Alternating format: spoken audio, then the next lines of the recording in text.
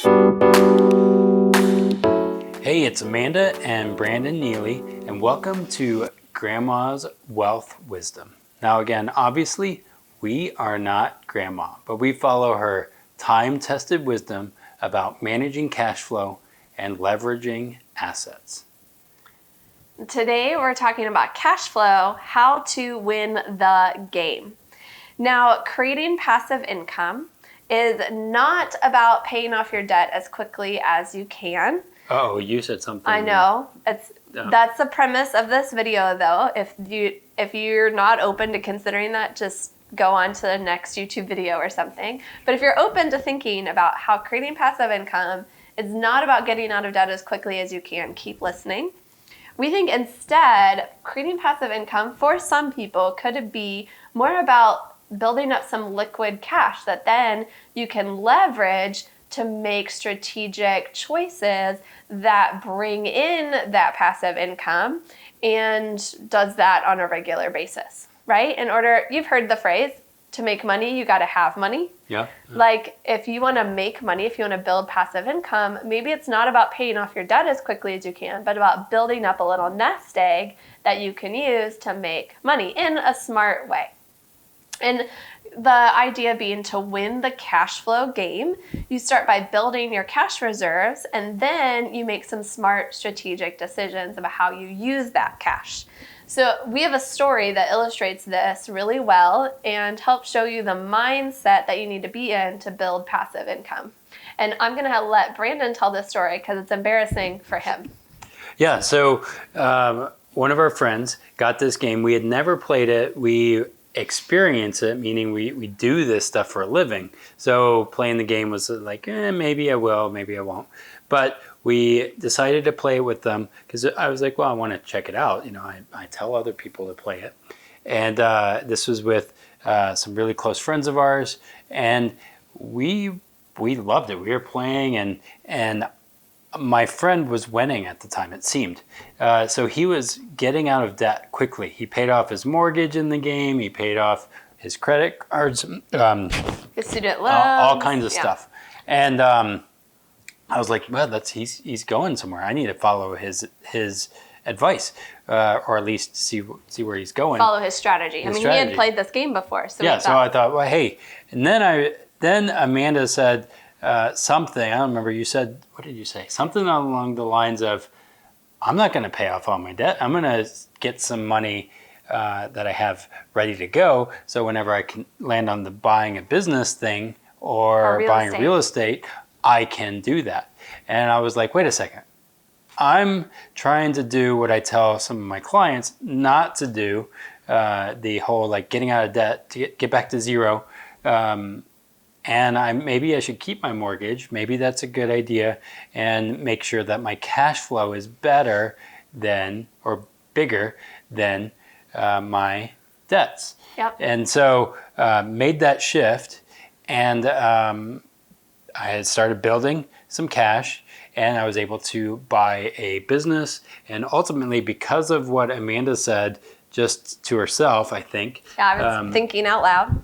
And I then won the game. Yep. I helped him win the game. He won because of me. Yeah. I would have won if I hadn't have opened my big mouth. Well, and then you did win the second time we played it. Yeah. So I learned a lot about that, and I realized that even me, as I think about this whole idea of passive income, I wanted to go back to no debt, or in another way. I wanted to just, hey, and I started thinking like middle class, poor person, who knows, and not like someone who wants to build passive income. Yeah, so I changed my mindset. Yeah, and so cash flow is just a board game, but it's meant to mimic real life. And if building passive income is a goal of yours, then the cash flow game can help you learn how to build passive income, because it's meant to be a teaching and educational type game.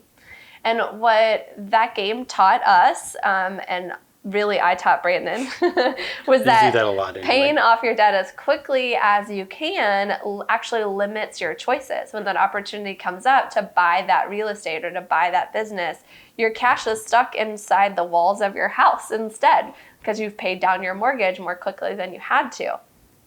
Whereas keeping your cash available expands your choices. It gives you more options, including the option to pay off your debt if you ever wanted to. There gets a point, typically, at least both times we played the game recently, where there was a point where we had the option. We could totally pay off our mortgage and lower our monthly expenses, or we could keep it available to buy the next property, and you have to make that choice then. And that's a great place to be in. You've got more choices. And so, like, what comes down to making a quote-unquote smart choice? Like, what would be the most responsible thing to do? I mean, obviously, we're not talking about being irresponsible and just letting yourself be in debt and maxing out those credit cards. Don't do that. Right, that's not the way to go. But we have this filter that we like to look through in order to figure out what's the smart choice for me. And we share this filter with you. We go in a little more detail in another video, which we'll put the link in the description of this video. But the filter is this, ECS, the X factor. Not X, but ECS, X factor. E is for efficiency. What's the most efficient option with your money? C is for control. What gives you the most control of your money? And S is for safety. What is the safest thing to do with your money? And for some people who would never want their home to be taken away from them if they got a disability, paying down their mortgage is the safest thing for them to do. But they could also think, well, saving up enough money on the side here in case I get a disability that I can make my mortgage payments, or I can pay off my house in one fell swoop if I get a disability. Doesn't that give them more options, right? So safety has a little bit different definition depending on how you're looking at it. But that's the filter that we like to go through in terms of how do you make the smart choice? And anyone can use that filter. You don't have to be a financial professional to do that. But if you'd like a financial professional to help you think through that filter, the best ones would do that with you. Not just tell you what to do, but help you think through your options. And this idea of rethinking how you're paying off debt, how you're saving for your future, how you build your passive income, that's a thinking process, right? You have to sit down, you got to consider your option, weigh the pros and cons, and that's best done with a guide, with an outside person helping you look through it, asking you the right questions, helping you weigh the pros and cons in that way. And it might be a mindset shift too. Right, and it really starts with asking these questions. First, would you rather be debt-free or always have enough money that you could pay off your debt if you want to? And two, do you trust yourself?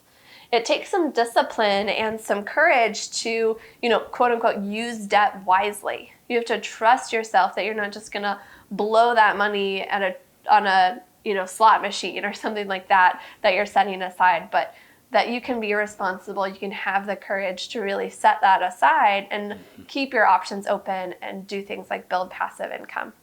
So those are the first two questions to ask. If you feel like, yeah, I'm trustworthy and I'm open to not just paying my debt off as quickly as I can, but looking at what are some of my other options, we'd love to help you flip the script and experience a mindset shift. So be sure to download Grandma's Top Tips for an Independent Financial Future. You can find that at grandmaswealthwisdom.com/free. Be sure to check it out, and if anything surprises you, let us know. If anything, you're like, I don't know about that. That seems like that's not true. We'd love to hear that too. We don't pretend to have everything figured out, but we love to keep questioning and keep thinking through, what am I being told, and is that really true for me? I think the other question is, have you ever done the math on that? Yeah. Another great thing to ask and do the math for yourself. We just like to help, and then you figure out, hey, does the math line up for you? Yeah. So thanks for watching and including us on your unique journey towards a smart, stable financial future. We'll catch you next time at Grandma's Wealth Wisdom.